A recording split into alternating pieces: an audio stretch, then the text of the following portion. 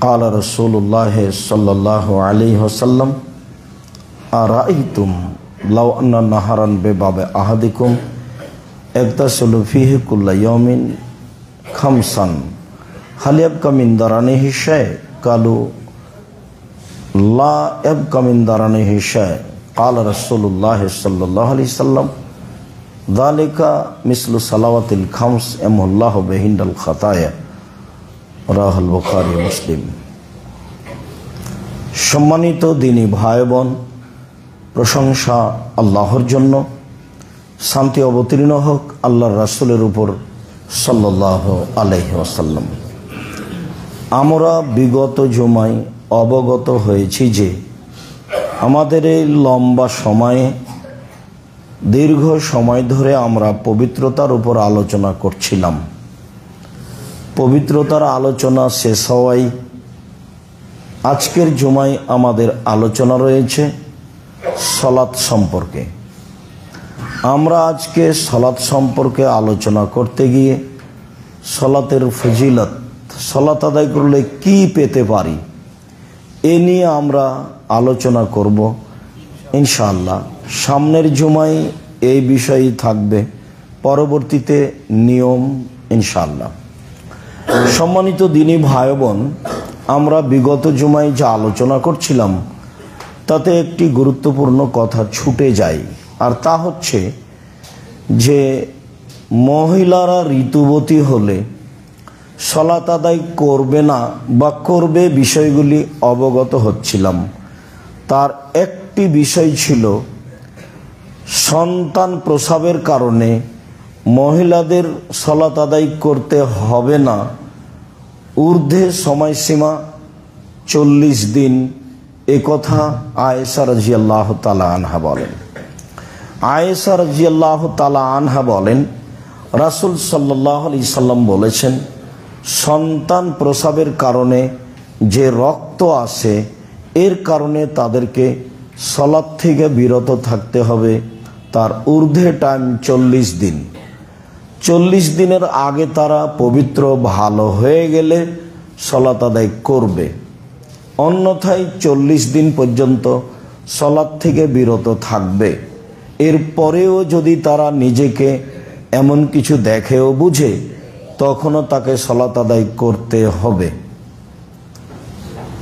উম্মু সালমা রাদিয়াল্লাহু তাআলা আনহা বলেন, রাসূল সাল্লাল্লাহু আলাইহি ওয়াসাল্লাম বলেছেন, সন্তান প্রসবের কারণে মহিলারা 40 দিন সালাত থেকে বিরত থাকবে, বসে থাকবে।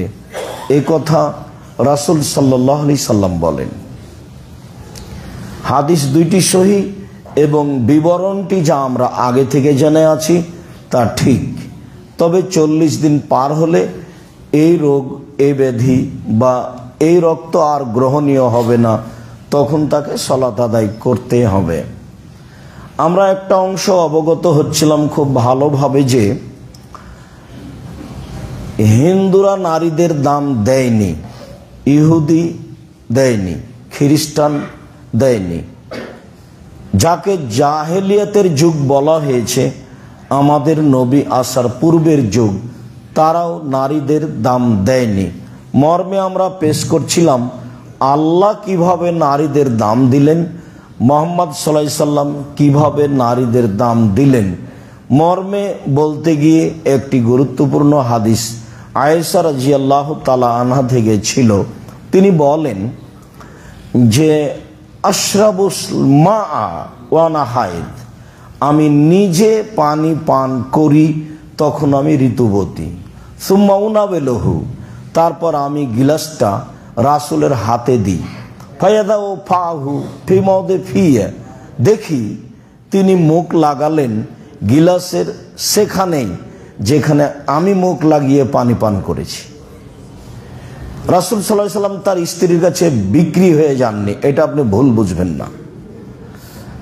আল্লাহ বলছেন ওয়াজআলনা বাইনাহুম মাওয়াদ্দাতা ওয়া রাহমা, আমি আল্লাহ স্বামী স্ত্রীর মাঝে ভালোবাসা, ভ্রাতৃত্বভাব সৃষ্টি করেছি। সেইটা কি? আমাদের দেশে তো কথায় কথায় তালাক। ওরাও যেমন আছে 19-20 সহ্য করে না, তোমার বাসায় থাকবো না, তুমি ছেড়ে দাও, এই এই কথা নাই কথা নাই।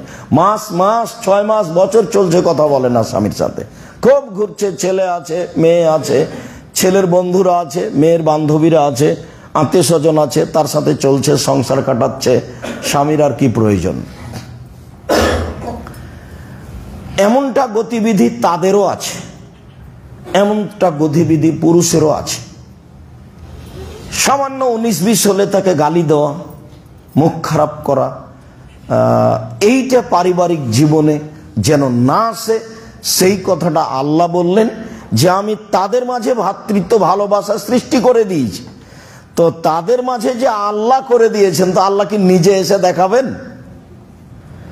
মুহাম্মদ সাল্লাল্লাহু আলাইহি সাল্লাম বাস্তব দেখালেন, তা আমি আর আপনি সেভাবেই দেখাবো, এটা আমাদের জিম্মেদারি।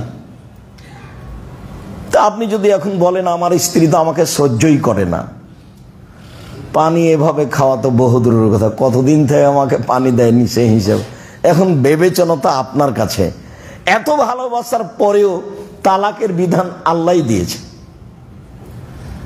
এত ভালোবাসার পরেও বুঝের জন্য 90 দিন সময়ও দিয়েছেন, যাতে করে মানুষ তাড়াতাড়ি বিপদে না পড়ে। আয়েশা রাদিয়াল্লাহু তাআলা আনহা বলেন, ওয়া আতারাকুল আরকা ওয়া আনা হাইদ, আমি নিজে একটা গোস্ত দাঁতে ছিঁড়ে খেতাম। আয়েশার নিজস্ব বিবরণ, হাদিস বুখারী মুসলিম। তারপর আমি গোস্তের টুকরা রাসূলের হাতে দিতাম, ফায়াদাউ ফাহু ফি মাওদিফিয়া, আমি দেখেছি গোস্তের ওখানেই তিনি মুখ লাগিয়েছেন যেখানে আমি মুখ লাগিয়ে গোস্তটা ছিঁড়ে খেয়েছি। এটা দিয়ে আমি আর আপনি কি বুঝলাম? তখন তো ঋতুবতী তিনি। ইহুদিতে বলছে ওকে বাড়িতে রেখে আসো, ছাই তোলা প্লেটে খেলে দাও, ওই প্লেটটা দিয়ে গিলাসটা দিয়ে ময়লা লেগা আছে, যেটা রুচি হয় না। আর জাহেলিয়াত তো বলেছে যে ওদেরকে বাড়ির পিছন দিকে একটা হিপস কুঁড়ে ঘর বানিয়ে রেখে দিতে হবে, সেখানে খাবে। কুষ্ঠরোগী মানুষ যেমন যেভাবে মানুষ বেঁচে চলে, হিসাব করে চলে, তার সাথে সেভাবে চলতে হবে। আর ওই মহিলার সাথে রাসূল সাল্লাল্লাহু আলাইহি সাল্লাম কি করলেন তা আয়েশা রাদিয়াল্লাহু তাআলা আনহা পুরো জীবন জাতির সামনে দিয়ে গেলেন যে আমি এইভাবে রাসূলের সাথে চলেছি থেকেছি। সম্মানিত দ্বীনি ভাই বোন, অবশ্যই বিষয়টি উভয় পক্ষ থেকেই গ্রহণ করতে হবে, ধৈর্যের পরিচয় দিতে হবে। সমস্যা হলেই একেবারে যা ইচ্ছা তাই বলে ফেলতে হবে তা নয়, ও তো শয়তান করাচ্ছে। আপনি যখন বলেন ওও তখন বলে পাশাপাশি, তখন ভাবে দুইজনই যে ও কিছু বলতে পারে, আমি পারি না। আল্লাহ রাসূল বললেন যে জিজ্ঞাসা করা হলো বাঁচার পথ কি, তো বলছে আলজেমাল লেসানাক, মুখখান বন্ধ রাখো, বেঁচে যাওয়া, এটাই তো উত্তর।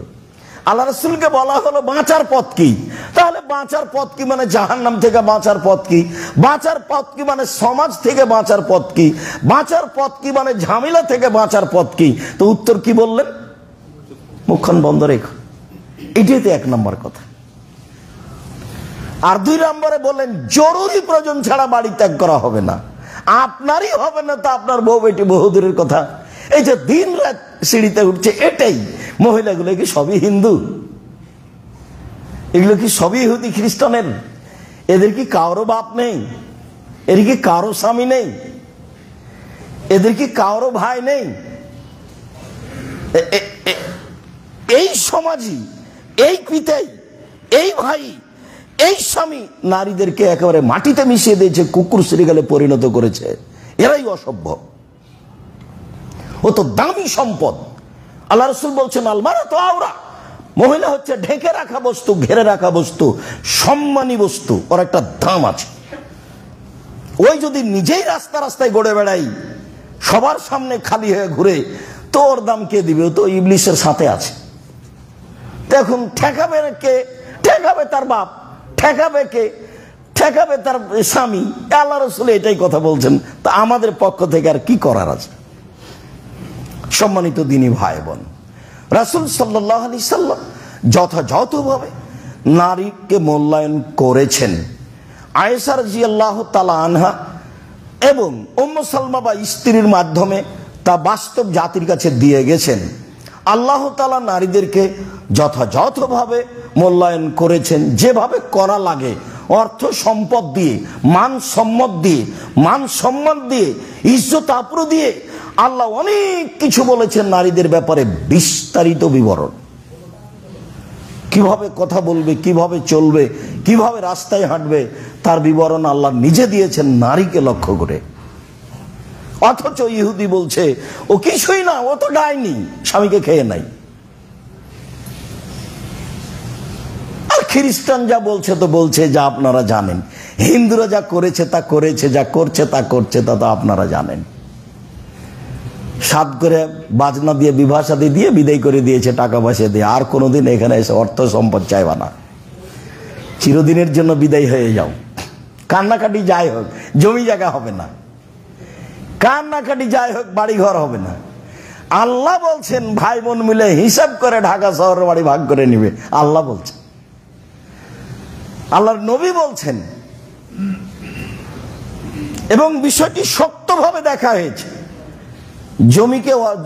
জমি অর্থ সম্পদ বাড়িঘর বোনকে দেয় না, এটা শনি, রংপুর, দিনাজপুর, লালমিনহাট, নীলফামারী, কুড়িগ্রাম, পঞ্চগড়, ঠাকুরগাঁ, গাইবান্ধা, জয়পুরহাট, বগুড়া এসব ডিস্ট্রিক্টের লোক দেয় না বলে আমরা শুনি।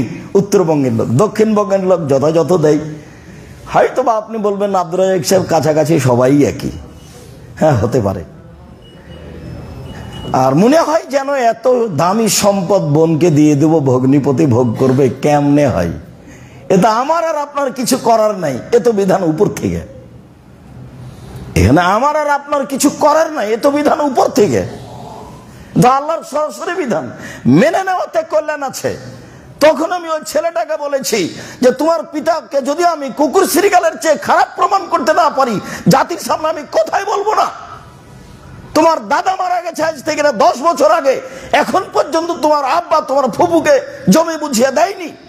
তুমি তোমার আব্বাকে কালকে বলিও, আব্বা ভাগ্য নিয়ে এসেছে দুনিয়াতে, ভাগ্য ছেড়ে আসেনি। ভাগ্যে যদি জমিদারি থাকে জমিদারি করে খাবো, ভাগ্যে যদি ভিক্ষা করা থাকে ভিক্ষা করে খাবো।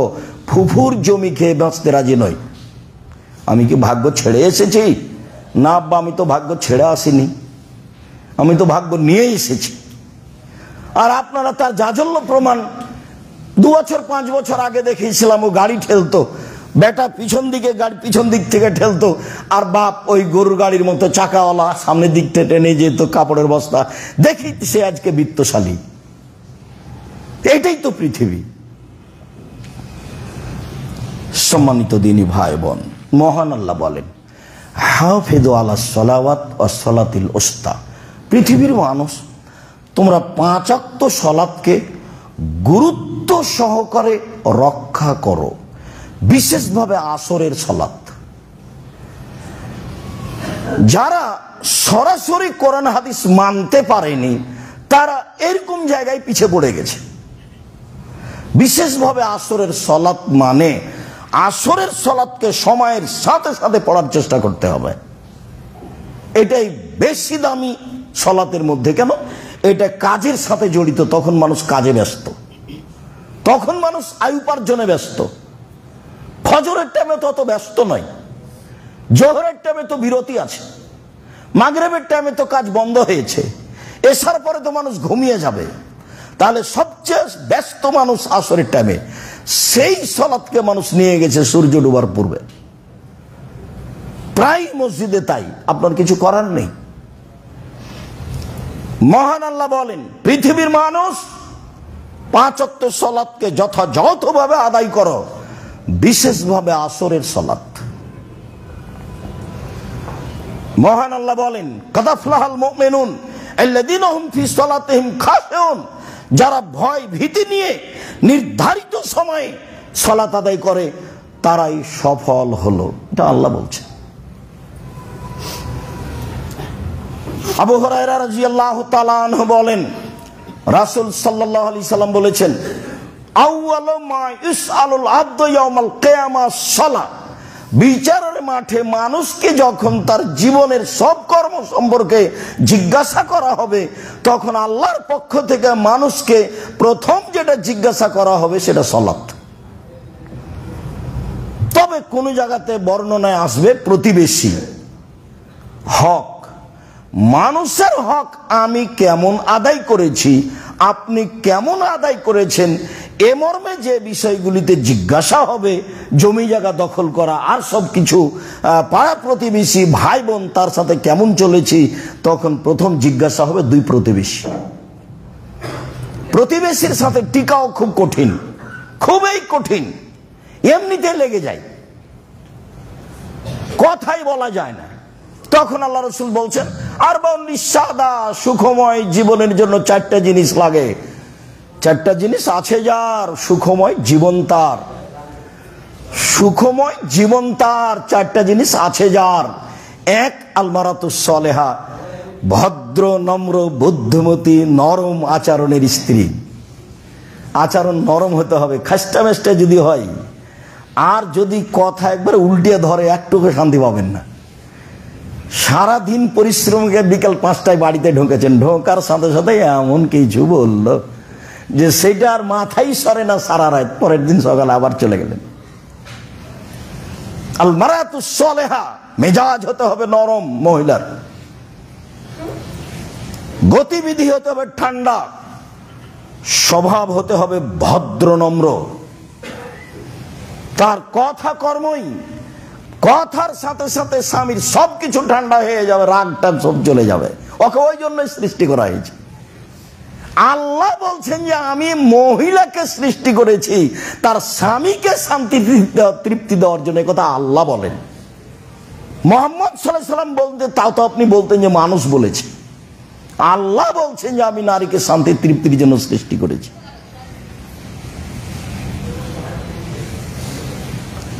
তো দুই, আল জারুস সলেহ, প্রতিবেশী ভালো যার, সুখময় জীবন তার। এক নম্বরে হলো ভালো স্ত্রী যার, সুখময় জীবন তার। দুই নম্বর, প্রতিবেশী ভালো যার, সুখময় জীবন তার।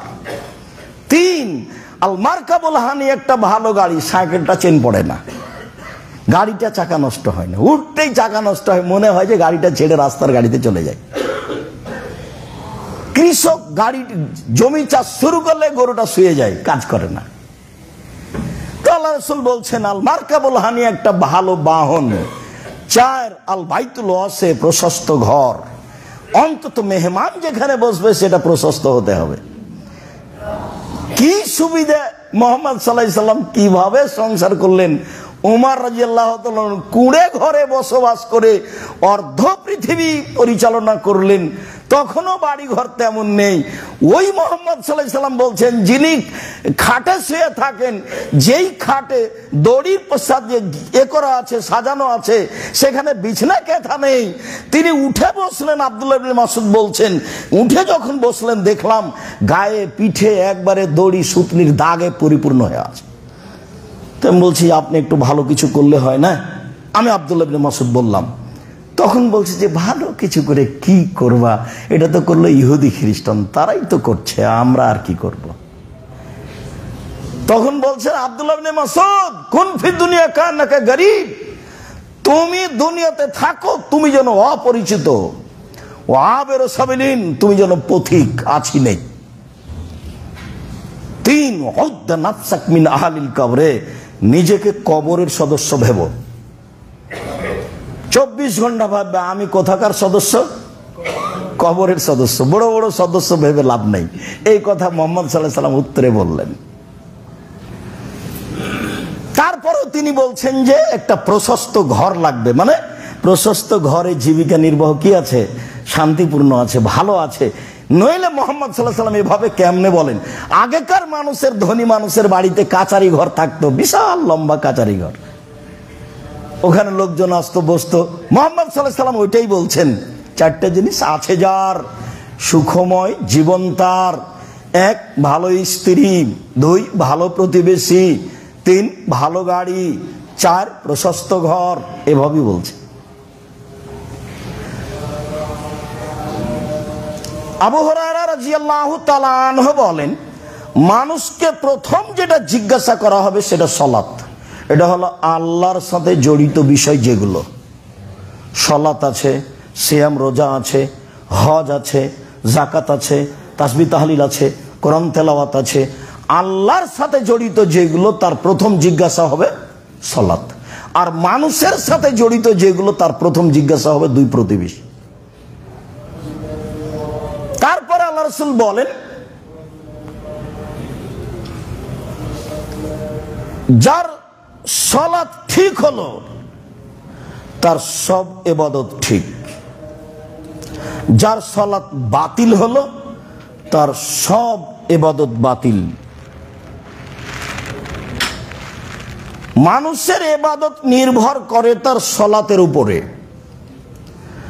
সালাত যদি টিকে যায় সব ইবাদত টিকে গেছে, সালাত যদি না টিকে সব ইবাদত বাতিল হয়েছে।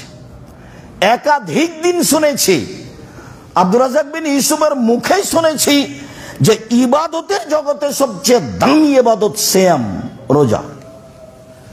ইবাদতের জগতে সবচেয়ে শক্তিশালী ইবাদত হলো দান। দান ইবাদত এবং সবচেয়ে পাওয়ারফুল। হজ করে আপনি জান্নাত পেতে পারেন, কিনতে পারবেন না। আপনি সালাত আদায় করে জান্নাত পেতে পারেন, কিনতে পারবেন না। সিয়াম, রোজা থেকে আপনি জান্নাত পেতে পারেন, আপনি কিনতে পারবেন না।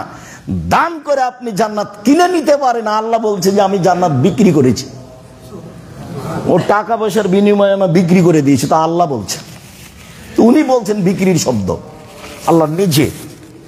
তা আমি আর আপনি কিনতে পারি কি করে? যেহেতু আল্লাহ বিক্রি করে দিয়েছেন, তা আমি আর আপনি কিনি, তাহলে পথেটে।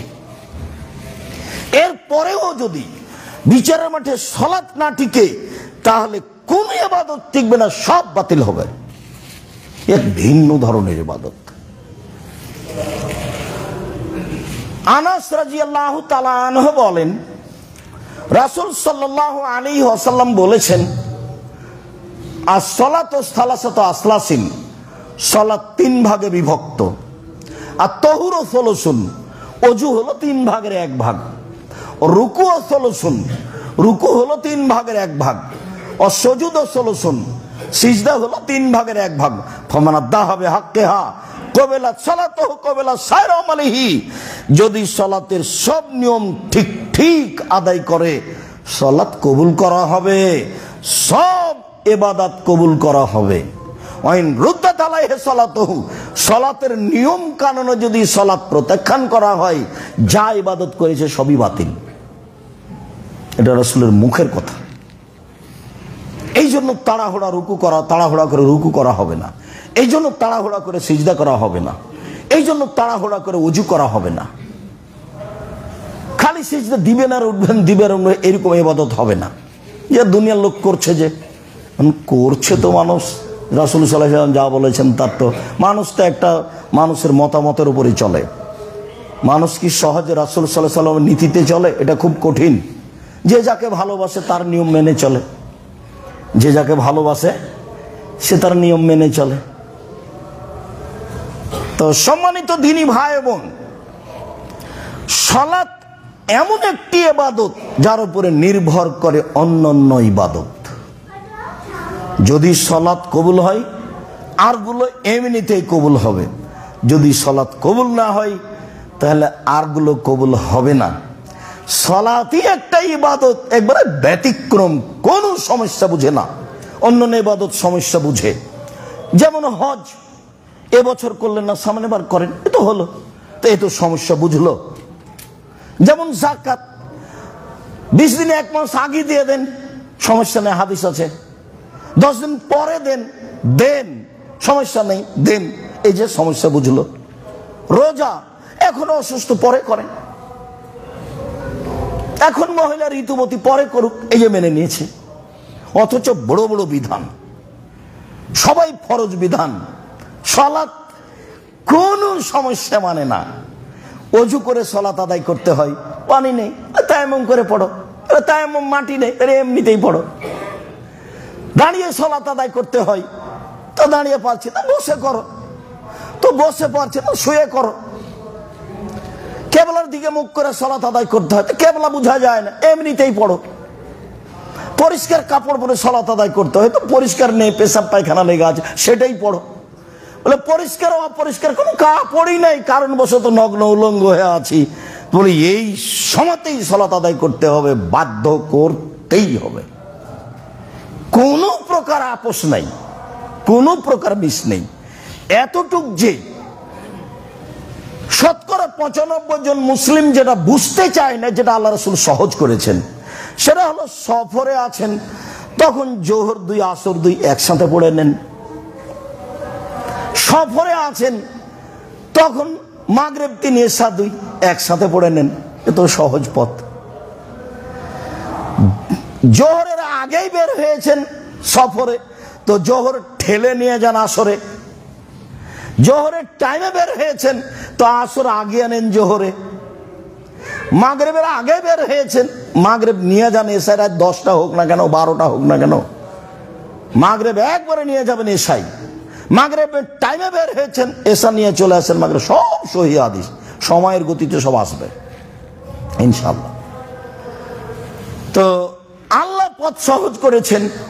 এরা তো এখন বলছে যে আরে রাসূলের যুগে না বিপদ ছিল, সেজন্য এখন বিপদ নাকি, কেন জমা করতে হবে?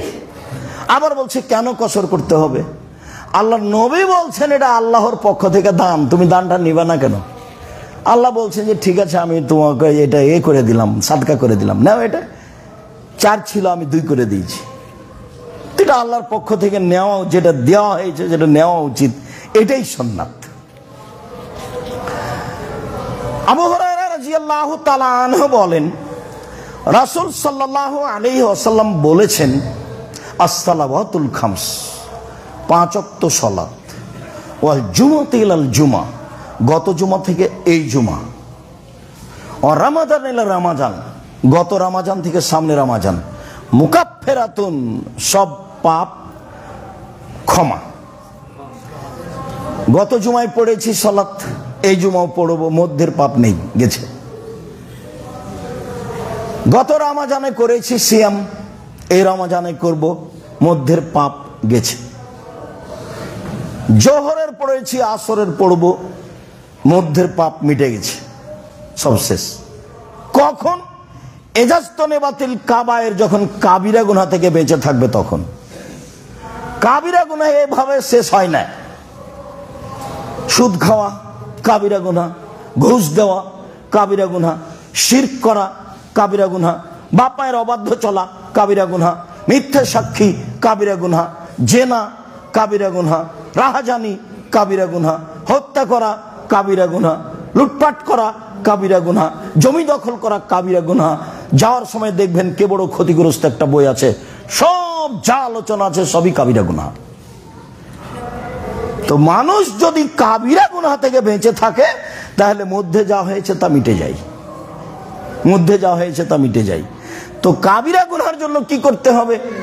অনুতপ্ত হয়ে আর করব না বলে স্বীকৃতি দিয়ে বলতে হবে আস্তাগফিরুল্লাহ ওয়া আতুবু ইলাইহি, বলতেই থাকতে হবে। মুসা আলাইহিস সালাম 1 থাপড় দিয়ে তো মানুষ মারলেন, ফেরাউন তো যা বলল তা বললই। মুসা আলাইহিস সালাম প্রথমে ফেরাউনকে বললেন স্বাধীনতা ফিরিয়ে দেন, স্বাধীনতার খুব দাম আছে।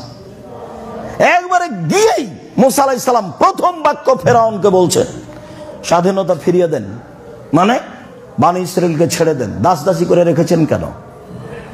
তো এখন ফেরাউন কি বলবে? এখন ফেরাউন বলছে, ও তোমাকে তো আমি লালন পালন করেছি, তুমি তো আমার মাঝে বহুদিন ছিলে, শিশুকালে আমি তোমাকে লালন পালন করেছি, যেগুলো করেছে সেগুলো এখন বলতে লাগলো।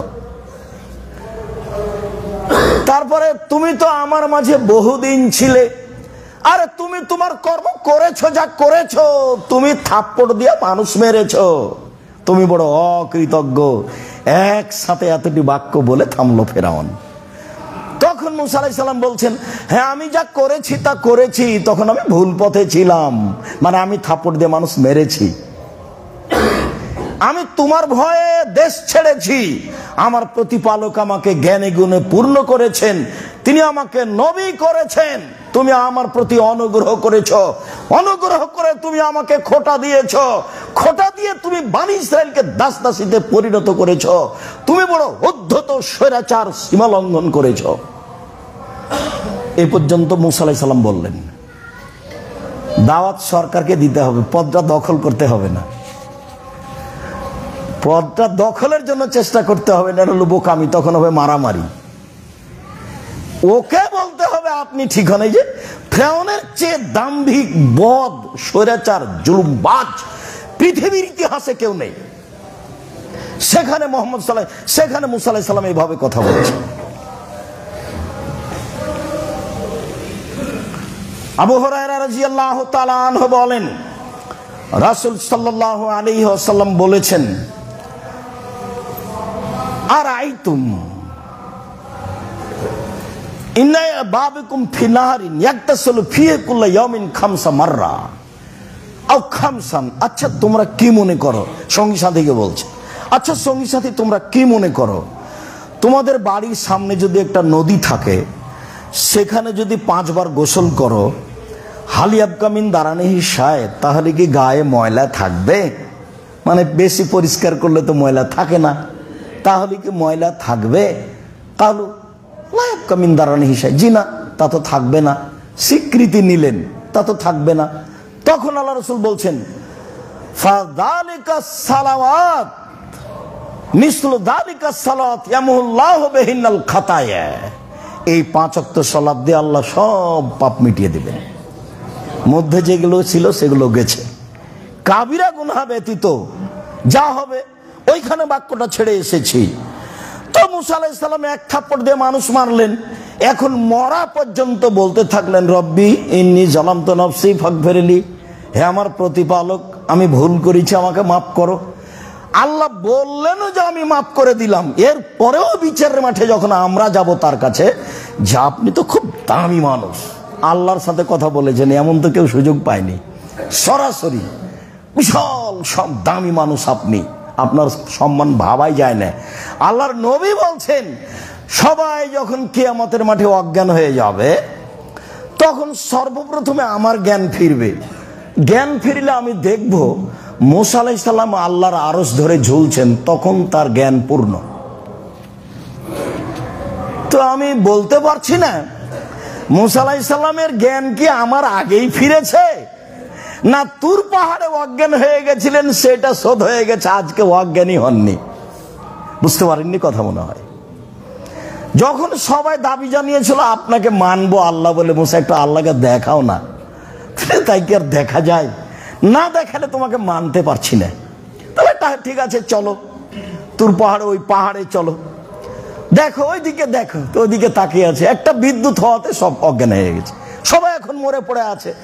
তখন মুসা আলাইহিস সালাম বলছেন, আল্লাহ আরো তো বিপদ হলো, এখন তার আমি বাড়ি যেতেই পারবো না, আমি কি জবাব দিব? তো তুমি এদের জীবিত করে দাও, তাহলে আর একবার কিয়ামত দেখেছে সবাই। এখন মুসা আলাইহিস সালাম তার মধ্যে ছিলেন। তো মুসা আলাইহিস সালাম সেদিন অজ্ঞান হয়েছিলেন, তাহলে কি সেদিন তিনি অজ্ঞান হয়েছিলেন সেটাই হয়ে গেছে, আজকে তিনি হননি? আমি মুহাম্মদ সাল্লাল্লাহু আলাইহি সাল্লাম নিশ্চিত বলতে পারছি না তিনি এভাবে বলে গেছেন। তিনি কি আসলে অজ্ঞান হননি, না আমার আগেই তিনি চেতনা ফিরিয়ে পেয়েছেন? তা আমি বলতে পারছি না। এই কথা মুহাম্মদ সাল্লাল্লাহু আলাইহি সাল্লাম বলেন, 5 ওয়াক্ত সালাত আদায় করলে তোমাদের গায়ে ময়লা থাকবে কি? না। তো ঠিক 5 ওয়াক্ত সালাত আদায় করলে মানুষের পাপ মিটে যাবে, এই কথা রাসূল সাল্লাল্লাহু আলাইহি সাল্লাম বলেন। 5 ওয়াক্ত সালাতের অনেক গুণ। আল্লাহুম্মা সাল্লি আলাইহি আল্লাহুম্মা বারিক আলাইহি। আলহামদুলিল্লাহি ওয়াহদা ওয়াসসালাতু ওয়াসসালামু আলা মান লা নাবিয়্যা বাদা। আবু হুরায়রা রাদিয়াল্লাহু তাআলা আনহু বলেন, রাসূল সাল্লাল্লাহু আলাইহি সাল্লাম বলেছেন, আলা আদুল্লুকুম মা ইয়ামহুল্লাহু বিহিল খাতায়া ওয়া বিহি দারাজাত। এই হাদিসটা আমরা এখানে আলোচনার দ্বিতীয় খুতবায় শুনেছি। আমি কি তোমাদের একটা আমলের কথা বলে দিব না, যাতে পাপ মিটে যাবে, মান বেড়ে যাবে? তো সাহাবীগণ বললেন, বলেন সেটা কি? তো আল্লাহ রাসূল বললেন, ইসবাগুল ওযু, ভালো করে ওযু করা। 2 কাসরাতুল খুতা ইলাল মাসাজিদ, পায়ে হেঁটে মসজিদে যাওয়া। 3 ইন্তেজারুস সালাত বাদা সালাত, সালাতের পরে সালাতের অপেক্ষা করলে পাপ মিটে যাবে, মান বেড়ে যাবে। ফলাফলে আরো আছে যে হয়ে যাবে সেই দিনের মতো যেদিন তার মাতাকে জন্ম দিয়েছে, নিষ্পাপ হয়ে যাবে। ওযু করে যখন মানুষ সালাত আদায় করে তখন মানুষ নিষ্পাপ হয়ে যায়। যেমন ওযুর হাদিসে একটা হাদিস শুনেছি, জাল ওযু ইয়াহদু মা কানা কাবলাহু, ওযু অতীতের সব পাপকে মিটিয়ে দেয়। তো সলাতেও সব পাপকে মিটিয়ে দেয়। এই ক্ষমতা আল্লাহ তাআলা সলাতের মধ্যে দিয়েছেন, মুহাম্মদ সাল্লাল্লাহু আলাইহি সাল্লাম সেভাবেই বলেছেন। তো এখন সলাত কবুল হওয়া না হওয়া সেটা আমাদের বিষয়, আমরা যেভাবে জানবো বুঝবো সেভাবে আমলের চেষ্টা করব ইনশাআল্লাহ।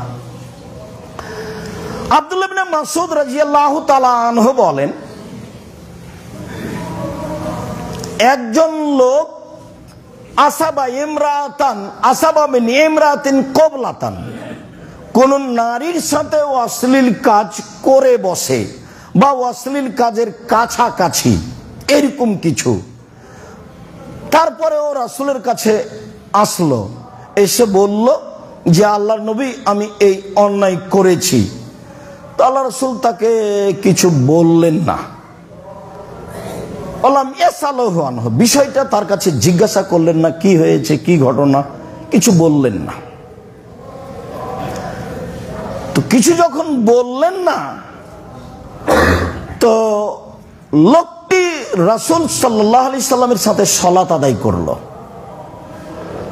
যখন ও সালাত আদায় করলো, তখন রাসূল সাল্লাল্লাহু আলাইহি সাল্লাম বলছেন যে তুমি যে অন্যায় করেছো, এই অন্যায় সালাতের কারণে আল্লাহ মিটিয়ে দিয়েছেন।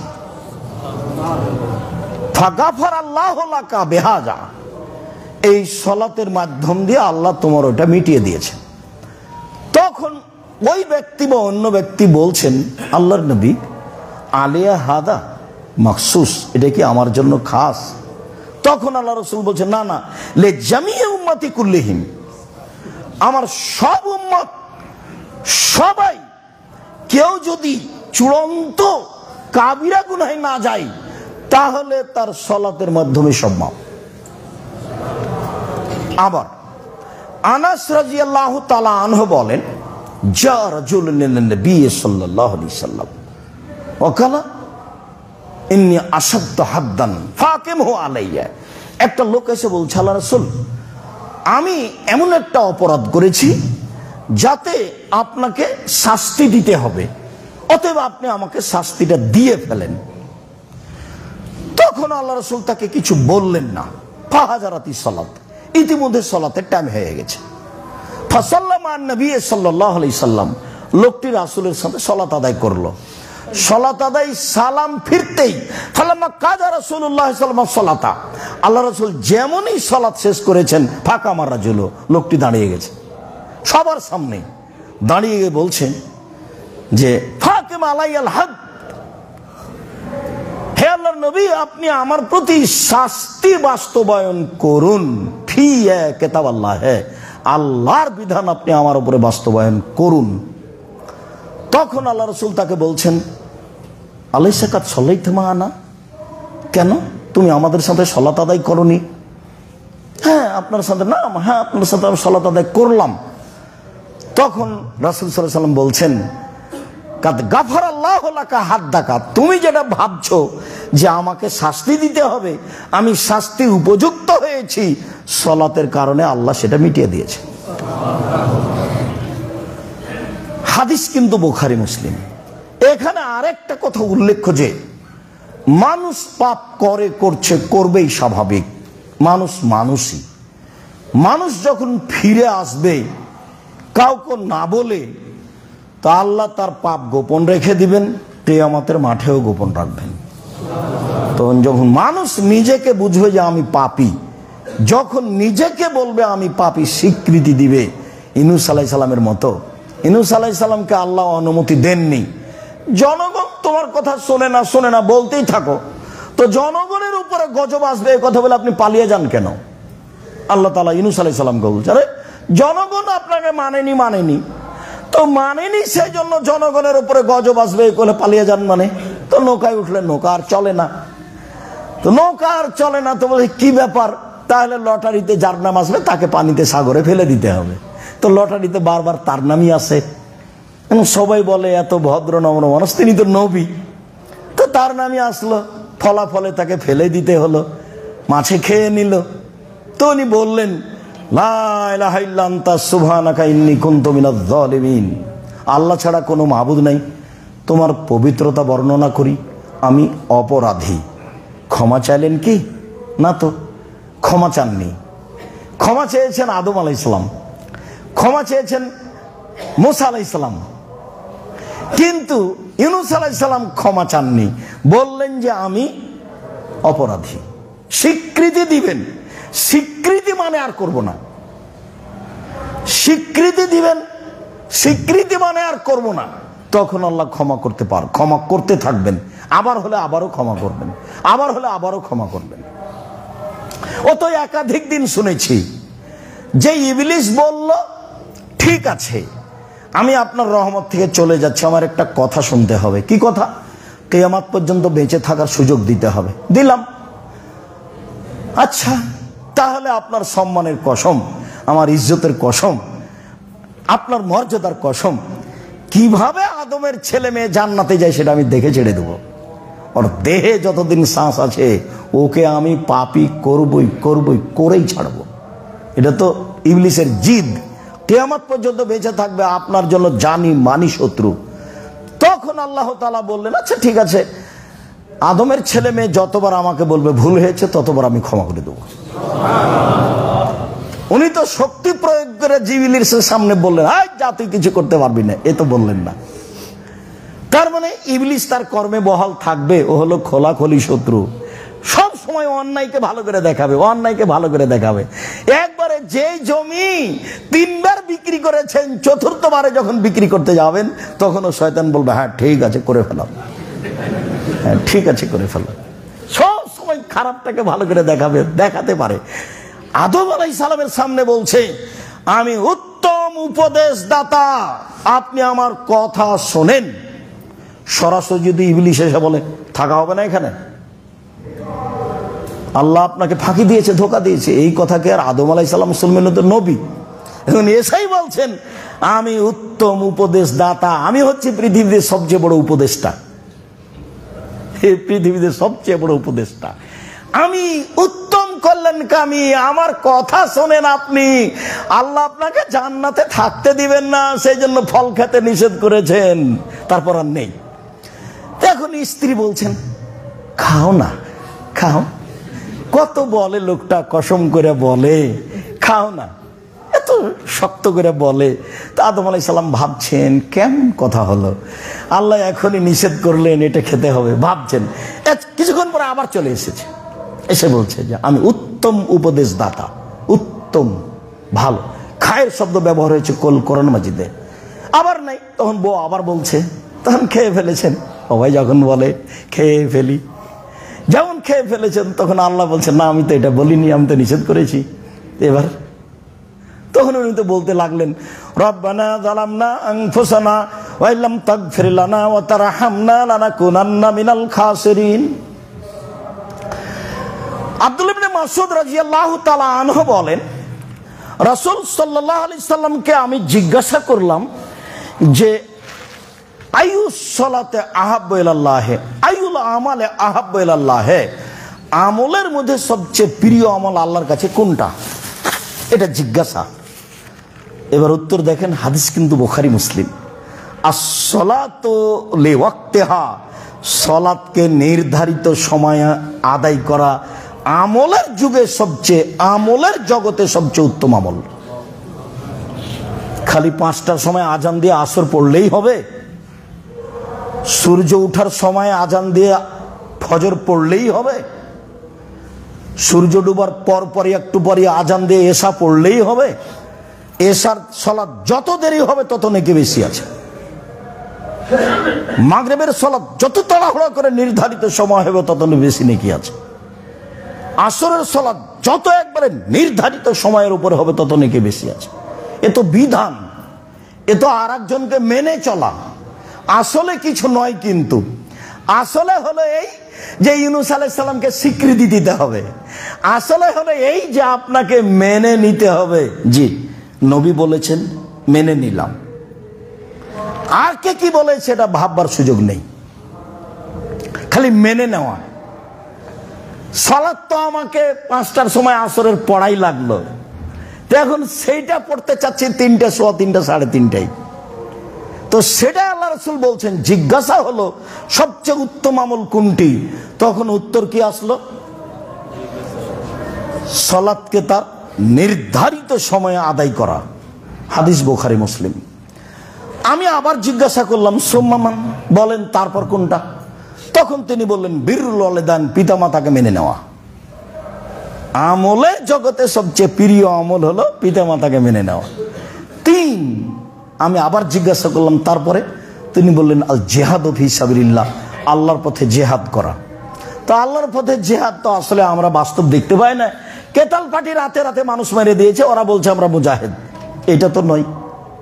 ঘুমের ঘরে মানুষকে মেরে দেওয়া, তো এটা তো জিহাদ নয়। আমরা কে বড় লাভবান ভাই বিস্তারিত লিখেছি, বইয়ের নাম কে বড় লাভবান। তাতে কোনটা জিহাদ কোনটা কেতাল তা আমরা বিস্তারিত দেখেছি, যা লিখেছি সেটা যাওয়ার সময় দেখবেন।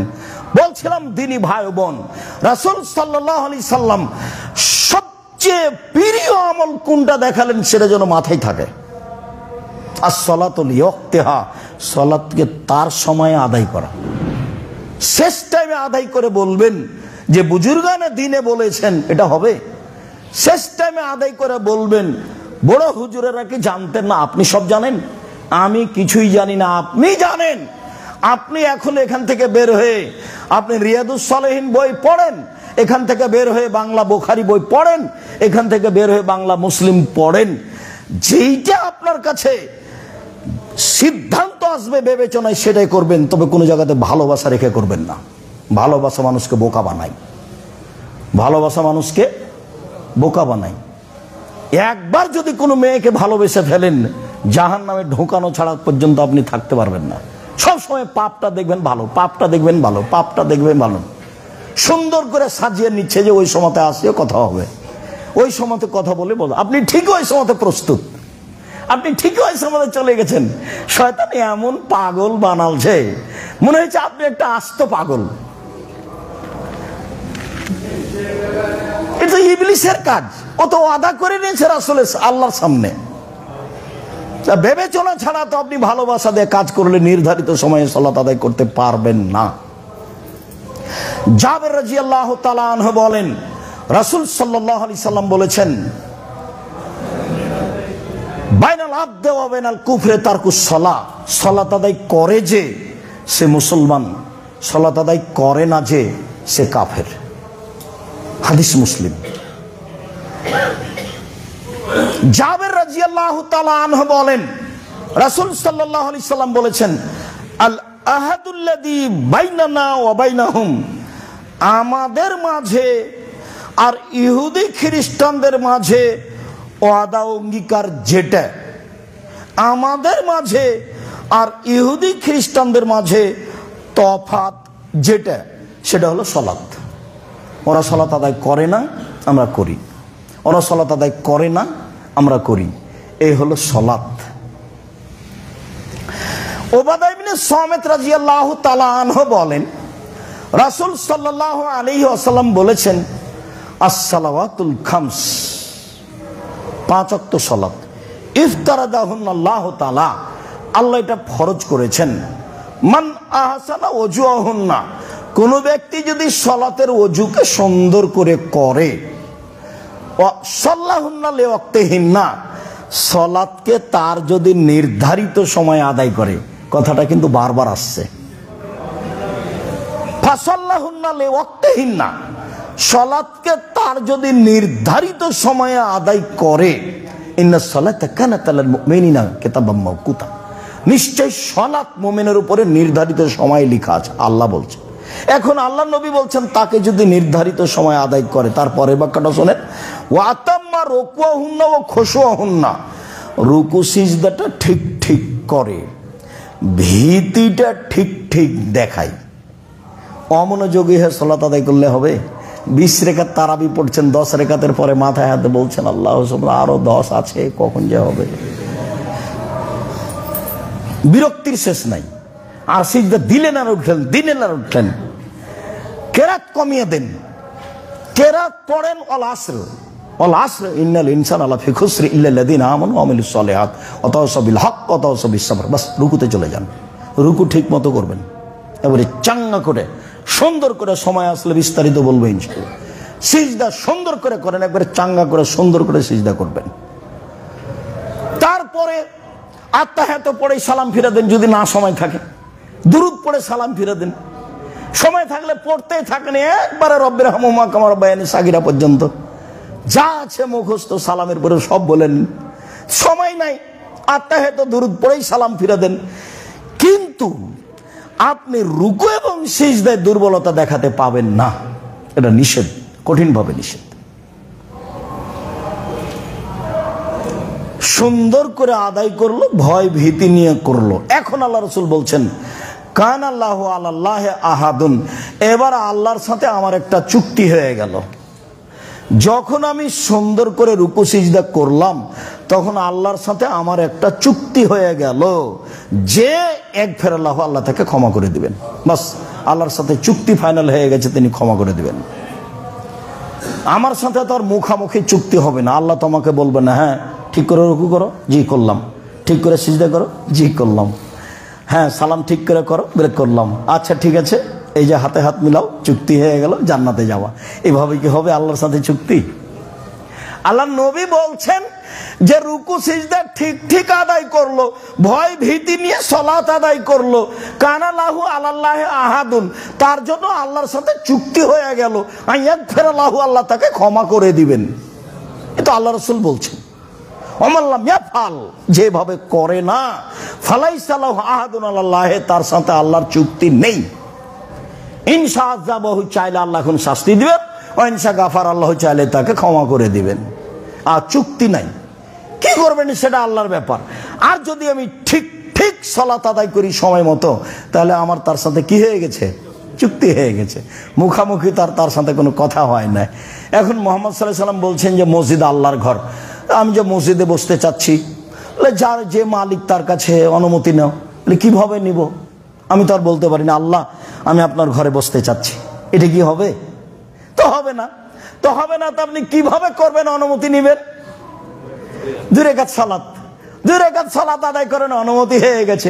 এটাই বিধান। মুহাম্মদ সাল্লাল্লাহু আলাইহি সাল্লাম বলছেন, তার সাথে জিবরাইলের সাথে আমার আপনার কথা হয় না। আয়েশা রাদিয়াল্লাহু তাআলা আনহা বলছেন, আল্লাহর নবী আমাকে বলছেন, আয়েশা হাজা জিবরাইল ইকুরেকা সালামা। আয়েশা, এই যে জিবরাইল তোমাকে সালাম দিল, এই যে জিবরাইল। একসাথে 2 জন আছেন, এক খাটের উপরে, এক বিছানে, এক ল্যাপের নিচে 3 জন।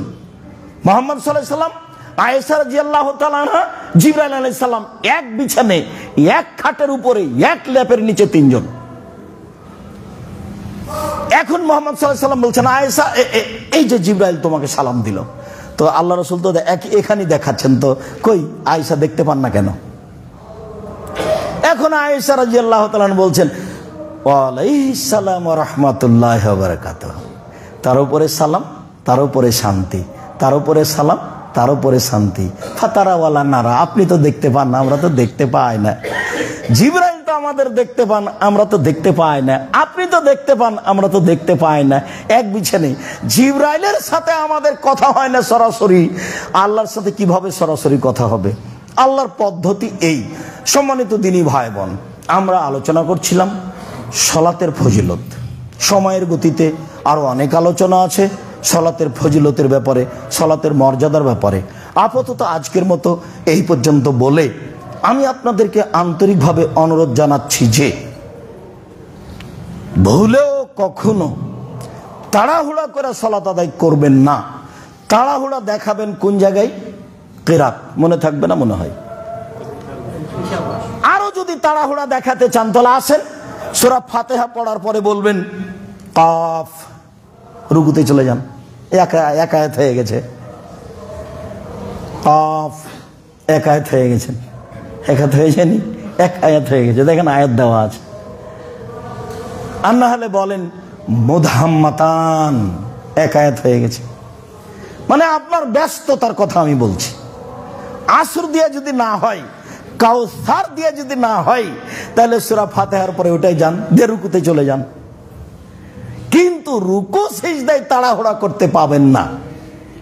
রুকু সিজদাকে তার 6 স্থানে সুন্দর করে বহাল রাখতে হবে। উম্মে হানি বলছেন, মক্কা বিজয়ের পরে আল্লাহর নবী আমার বাসায় ঢুকলেন, তিনি 8 রাকাত চাস্তের সালাত আদায় করলেন। এত হালকা সালাত আমার জীবনে আমি কোনোদিন দেখিনি। তবে রুকু সিজদা ঠিক ঠিক করলেন। 8 রাকাত চাস্তের সালাত আদায় করলেন। এত তাড়াহুড়া করে সালাত আদায় করতে আমি কোনোদিন দেখিনি। তবে রুকু সিজদা ঠিক ঠিক করলেন। এইটা যেন আপনার ঠিক হয়, সময় যেন ঠিক হয়।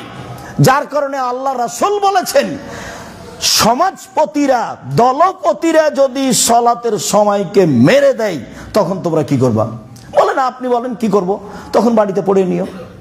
হাদিস তো বুখারী মুসলিম, এটা মনে হয় বুঝতে পারলেন না। আবার বলি, বুখারী মুসলিমের হাদিস, বিত্তশালীরা যদি সালাতের সময়কে মেরে দেয়, মানে কি? নির্ধারিত সময়ে সালাত আদায় না করে। সমাজপতিরা যদি নির্ধারিত সময়ে সালাত আদায় না করে, নির্ধারিত সময় যদি মেরে দেয়, তাহলে কি করবা? তখন সাহাবীগণ বলছেন, বলেন কি করব? বলে, বাড়িতে পড়ে নিও। তারপর মন চাইলে তাদের সাথে জামাতে পড়তে যায়।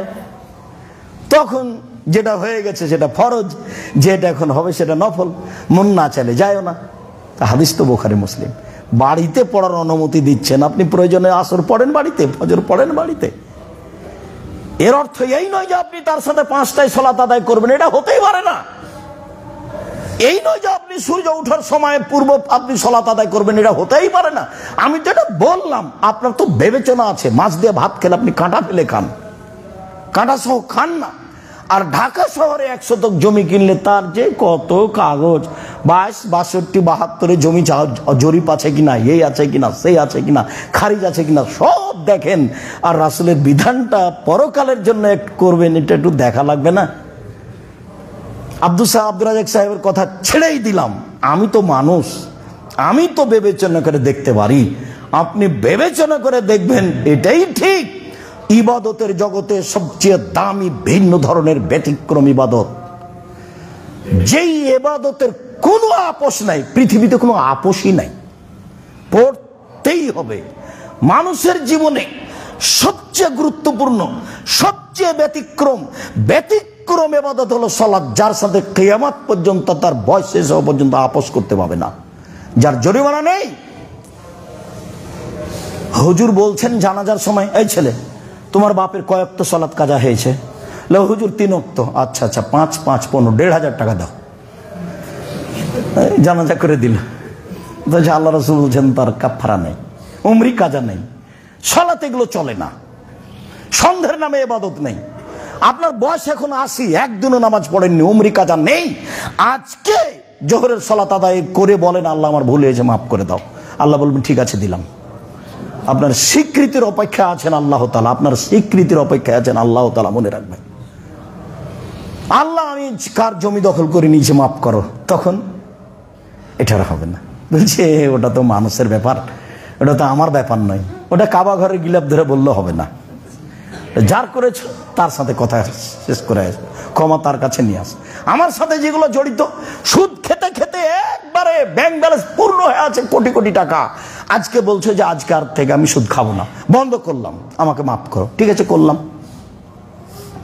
আপনার স্বীকৃতি যেমন ঠিক আছে তেমন, বুঝেননি কথা?